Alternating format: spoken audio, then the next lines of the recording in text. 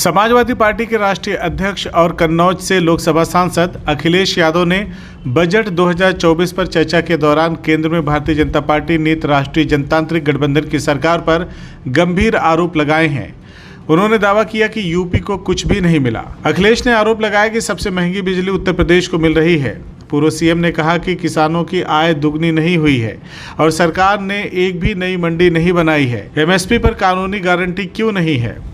अखिलेश ने दावा किया कि अब तक यूपी के बिजली का कोटा भी नहीं बढ़ा। अखिलेश ने आरोप लगाया कि लाखों लाख किसान आत्महत्या कर रहे हैं। आज सबसे ज़्यादा संकट रोजगार और नौकरी पर आया है। जो स्कीम सरकार लाई है, क्या ये स्कीम नौजवानों को पक्की नौकरी दिलाएगी? क्या 5,000 रुपये से भविष्य बनेगा? सपा नेता ने दावा किया कि जो वर्कफोर्स ट्रेनिंग देकर बनाई जा रही है उसको भी उद्योगपति कल को शोषित करेंगे। अग्निवीर के मुद्दे पर भी अखिलेश ने टिप्पणी की और कहा कि जो नौजवान फौज की तैयारी कर रहा है वह इसे कभी भी स्वीकार नहीं कर सकता। अखिलेश यादव ने बीजों की 100 से ज़्यादा नई किस्म लाने पर कहा कि अगर यही करना है तो बजट में नेचुरल फार्मिंग पर जोर देने की बात क्यों कही गई है। दोनों कैसे एक दूसरे के पूरक हो सकते हैं। सपा प्रमुख ने कहा कि रेल हादसे और पेपर लीक में कंपटीशन चल रहा है। अखिलेश ने जब अग्निवीर का मुद्दा उठाया तो बीजेपी नेता अनुराग ठाकुर ने कहा कि अग्निवीर योजना से 100% एम्प्लॉयमेंट मिलेगा। उन्होंने कहा कि अखिलेश यादव ज्ञान देना बंद करें। बीजेपी नेता रविशंकर प्रसाद ने भी अखिलेश के भाषण के बीच में कहा कि वह नेता विपक्ष यानी कि राहुल गांधी को भी कुछ सिखा दें। कोई सभापति महोदय कोई बड़ा प्रोजेक्ट मिला हो 10 साल में, कोई आईआईएम मिला हो, कोई आईआईटी मिली हो और जो ट्रिपल आईटी किसी समय पर उत्तर प्रदेश को मिली थी, क्या उसमें क्या सहयोग सरकार की तरफ से हुआ है? न केवल ये संस्थाएं बल्कि गवर्नमेंट जो एजुकेशन की इंस्टीट्यूशंस हैं वो सेंट्रल की तरफ से कौन सी नई आ गई? मेडिकल के क्षेत्र में कोई बड़ा संस्था आई हो?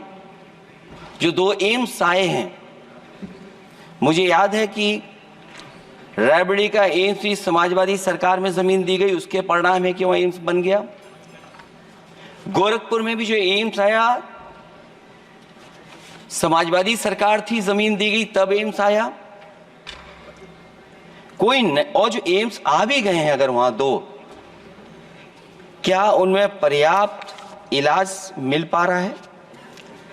केवल यही नहीं, मेक इन इंडिया सपना तो ये दिखाया गया था कि अगर प्राइवेटाइजेशन हो जाएगा तो नौकरियां मिल जाएंगी। कुछ हद तक तो बहुत सी चीजें प्राइवेटाइज हो गईं, लेकिन नौकरियां कम होती चली गईं। और जो सबसे बड़ा सवाल है, जो पीड़ित परिवार के लोगों को जो हक और सम्मान मिलता है, क्या ये सरकार वो दे पा रही है? टैक्स कलेक्शन में सपना दिखा रहे हैं कि हम यहां पहुंच गए हैं। आखिरकार एक्सपोर्ट क्यों कम होता चला जा रहा है? और हम जो ट्रेड डेफिसिट है उसको कैसे खत्म करेंगे?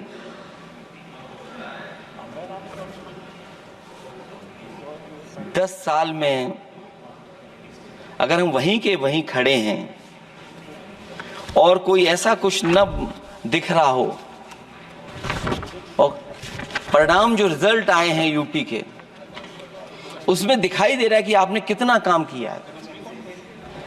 सभापति महोदय, अगर ये सब कुछ अच्छा किया होता तो क्या परिणाम ऐसे आए होते? जहां हारे ही नहीं हैं आप, सीटें ही कम नहीं हुई हैं। देश के प्रधानमंत्री जी भी वोट से हारे हैं, वोट से हारे। जो कभी 5 लाख तक जीतना था जिन्हें, या 10 का टारगेट बनाया था, कितने से जीते? तो कम से कम इन चीजों को तो देखें। डबल इंजन की सरकार है, लखनऊ में भी सरकार आपकी है, दिल्ली में भी सरकार आपकी है।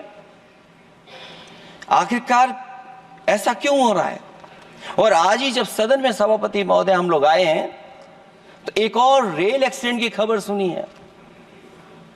जब से ये सरकार आई है,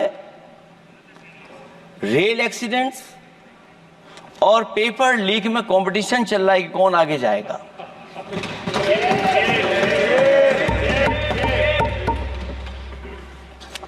मैं तो अखबारों में पढ़ता था सभापति महोदय कि तोड़ फोड़ करके ये सरकार बनाते हैं।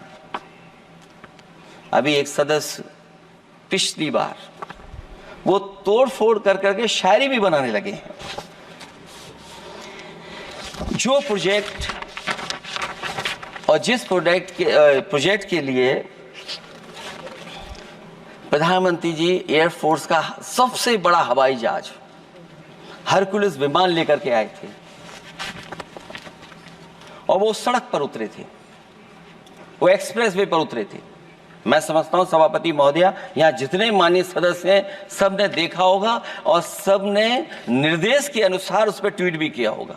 सभापति महोदय, कोई कल्पना कर सकता है कि नया एक्सप्रेस वे बना हो जिसका प्रधानमंत्री जी ने उद्घाटन किया हो, वो आज रिपेयर मांग रहा हो और वो एक्सप्रेस वे 6 लेन नहीं है, वो 4 लेन है। मैं इसमें भी सुझाव देना चाहता हूं, ये जो बुंदेलखंड वाला एक्सप्रेस वे है, ये अभी 15,000 करोड़ से ज्यादा का बना है स्टेट गवर्नमेंट का।